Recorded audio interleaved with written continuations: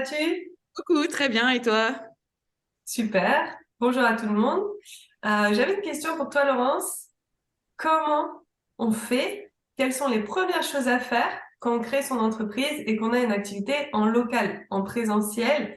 Toi, tu ouvres un cabinet, par exemple, de thérapeute, dans ton petit village. Qu'est-ce que tu dois faire absolument en premier et qu'est-ce que tu ne dois absolument pas faire en premier? Alors, en premier, surtout en local, c'est vraiment en parler. Mais on en parle à tout le monde, à sa boulangère quand on va acheter le pain. Tout son cercle rapproché et distant, il faut que tous les gens de votre entourage sachent ce que vous faites. Et encore mieux si vous avez s'il y a eu un temps de formation avant, c'est en parler même dès le moment du projet. Ce que vous êtes en train de faire, si vous êtes en train de vous former, etc. C'est vraiment en parler dès le plus tôt possible dans votre chemin vers l'entrepreneuriat, surtout en local, parce qu'en local, en fait, euh, vous avez déjà un cercle de connaissances. Vous en parlez à votre médecin si vous avez un rendez-vous chez le médecin, chez votre esthéticienne, etc. Tous ces gens-là, en fait, ça vous exerce à présenter et parler clairement de ce que vous faites. Si les gens ne comprennent pas ce que vous faites, vous avez un problème de communication. Donc, ça aussi, ça aide à régler ça, à être clair sur ce que vous faites, ce que vous apportez comme résultat à vos clients.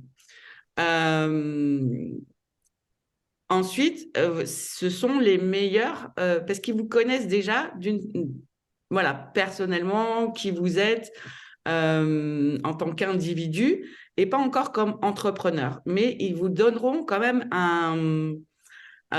comment on dit, un aval, euh, de la recommandation de confiance en fait.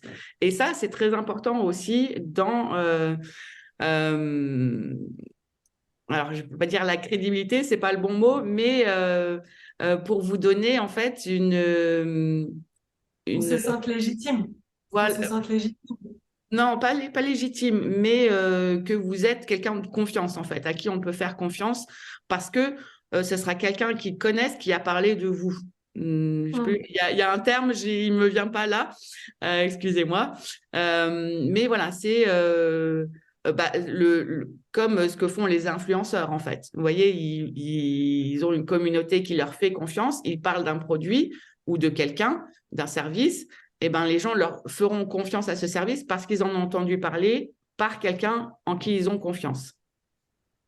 Donc ça, c'est vraiment le premier point. Vraiment en parler à toutes les personnes que vous rencontrez tous les jours, même s'ils n'ont absolument rien à voir, que ce ne sont pas vos clients, ils feront peut-être eux le rapprochement avec des gens qui seront vos clients potentiels, vos clients C'est le idéaux. bouche à oreille, c'est ça? C'est le C'est bouche à le oreille. principe du bouche à oreille, exactement. Le deuxième point, Hein. je ne sais pas si tu voulais rajouter quelque chose sur ce point-là. Oui, oui, c'est le fait d'en parler, comme tu dis, dès le début de son projet, parce que souvent on attend d'être assez bien formé ou quoi. En fait, on attend, on recule le moment où on va vraiment se lancer et en parler. Et au final, non, on peut en parler dès le début qu'on est formé. Et puis, c'est ce qui va nous apporter, oui, la confiance et se sentir légitime. C'est souvent ce qui pêche dans la confiance pour pouvoir effectivement avoir les retours de certains, de notre entourage, se sentir soutenu, pour pouvoir continuer à avancer et en parler à un plus large cercle. Et c'est certainement le numéro 2 que tu vas dire. C'est peut-être les potentiels partenaires ou bien les bouches à oreille qualifiées en termes de profession. Exactement. Ce que j'allais dire en numéro 2. Et aussi, je voulais ajouter sur ce premier point-là, ça vous aide à vraiment rentrer dans le concret. C'est-à-dire que quand vous parlez de quelque chose que vous allez faire, mais qui n'est pas encore là, ça vous aide à ce que, voilà, on ne mette pas de distance entre, c'est aussi la notion de vocabulaire, ça n'est plus un projet, mais ce que vous êtes en train de faire. Un projet, ça peut rester dans la tête pendant des années et ne jamais sortir de sa tête. Donc là, c'est vraiment aussi le rendre concret Et quelque part, j'ai le mot qui me vient en anglais, accountable, ça vous rend, ça vous pousse aussi à aller jusqu'au bout du projet. C'est-à-dire qu'il y aura des gens qui vont venir vous demander, et alors t'en es où? Et alors t'en es où? Et du coup, ça va vous pousser quand même à aller au bout de ce projet et de le rendre concret, en fait. Donc, Mais en fait, quand on parle, que ce soit à tes formateurs en disant à telle date je crée mon entreprise ou quoi, bah tu t'engages. Tu exactement. t'engages vis-à-vis d'autres personnes. Exactement, c'est le mot que je cherchais, c'est s'engager dans ce que ça ne soit plus un projet, mais que ça devienne vraiment concret. Le deuxième point donc, que tu as évoqué, c'est aussi chercher tous les partenaires qui seront complémentaires de votre activité et qui pourront vous envoyer des gens qui sont leurs clients parce qu'ils verront une valeur ajoutée à vos services, à ce que vous proposez pour leurs clients. C'est-à-dire que ce n'est pas de la compétition, mais une valeur ajoutée que vous proposerez à ce que ces gens-là proposent déjà à une clientèle qui aurait besoin de plus ou de... voilà, c'est vraiment chercher dans la complémentarité voilà, des partenaires qui ont une clientèle dans la complémentarité de ce que vous proposez. Donc ça, c'est un Je bon pense point. par exemple aux esthéticiennes avec les coiffeurs, mais pour les thérapeutes, ça peut être un sophrologue avec un naturopathe ou bien un ostéopathe avec un naturopathe ou ça peut être aussi aller voir la médecine traditionnelle et même les institutions.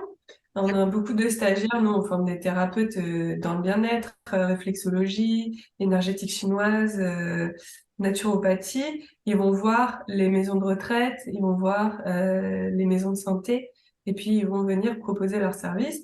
Ça peut être aussi des ateliers de groupe, enfin des ateliers découvertes, d'initiation. Ça peut être aussi en entreprise, des ateliers bien-être en entreprise.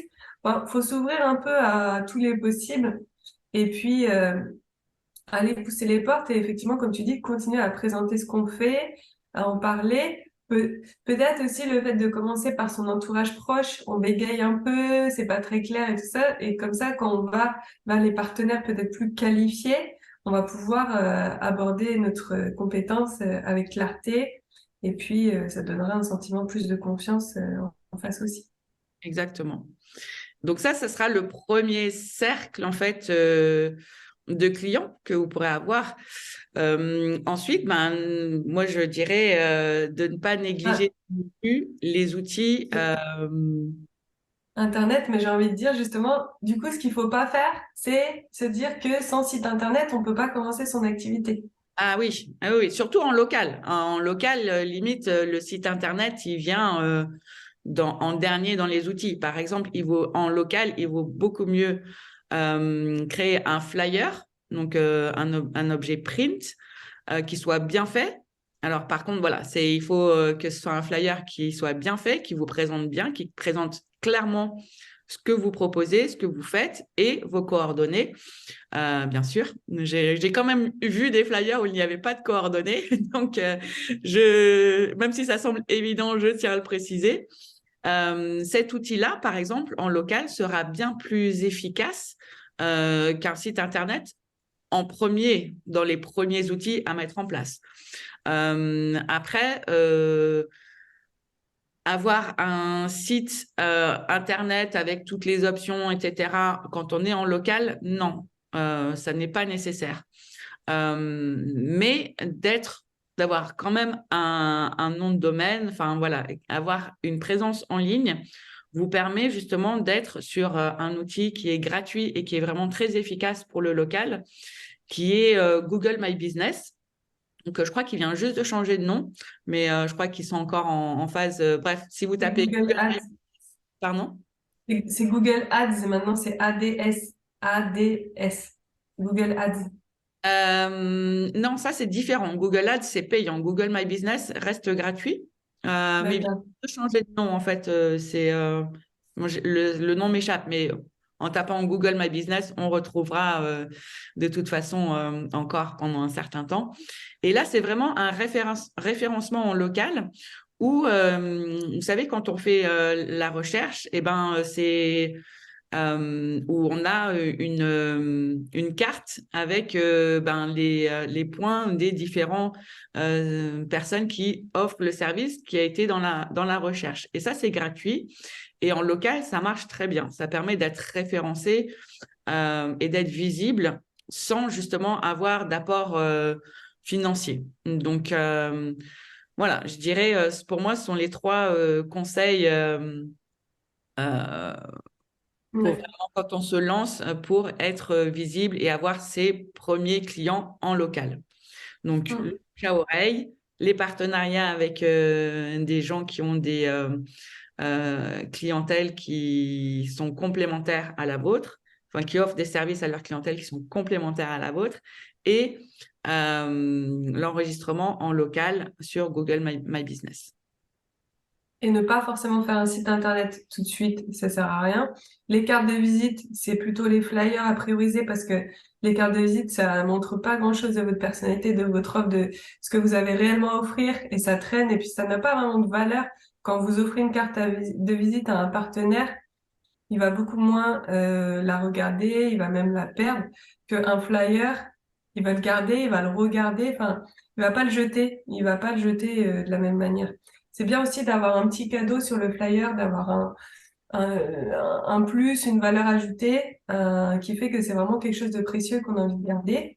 Exactement. Et puis, moi, j'ai une petite astuce aussi si vous êtes thérapeute ou vous offrez un service c'est d'offrir un soin, une consultation à vos futurs partenaires similaires à votre métier Mm. pour qu'ils puissent comprendre ce que vous faites concrètement et qu'ils puissent l'apprécier sur eux. Et comme ça, non seulement ils pourront parler de vous parce que ça leur fait plaisir, mais d'autre part, ils sauront de quoi ils parlent et ce que vous êtes capable de faire et ce sera beaucoup plus puissant en termes de communication que juste je te parle de lui parce qu'il est sympa. Ouais, Ce sera exactement. je te parle de lui parce que franchement, il me l'a fait et c'était incroyable. Ouais. Oui, oui, exactement. Et ça donne pas du tout le même effet, en fait, de parler d'une expérience qu'on a soi-même vécue plutôt que juste d'une personne qu'on a rencontrée. Tout à fait, tu as tout à fait raison. Ouais. Donc Donc voilà. voilà, j'espère que Nos- nos astuces vont vous aider à vous lancer. C'est vraiment très simple. Parfois, quand on crée son entreprise, on oublie des choses si simples. On se dit, bah tiens, et moi j'entends beaucoup, je dois créer mon site internet avant même d'en parler. Ben non, en fait, non. Donc c'est Non. pour ça qu'on voulait faire cette vidéo pour vous dire vraiment vous guider sur ce qui est le plus important pour accéder à vos premiers clients rapidement quand vous exercez en local. Exactement. Et ensuite, quand vous passez le côté en ligne, c'est la géolocalisation, c'est-à-dire taguer avec là où vous êtes partout. Et c'est comme ça, en fait, qu'on crée vraiment la visibilité en local. Donc, comme vient de le dire Cécilia, j'espère que ces quelques astuces et quelques conseils vous auront aidé et vous auront apporté quelques réponses sur l'entrepreneuriat en local. Et nous, on vous dit à bientôt pour une prochaine vidéo et n'hésitez pas à mettre un petit pouce bleu et à nous suivre pour plus de conseils et d'astuces sur l'entrepreneuriat et notre vision de cet entrepreneuriat du nouveau monde. À bientôt!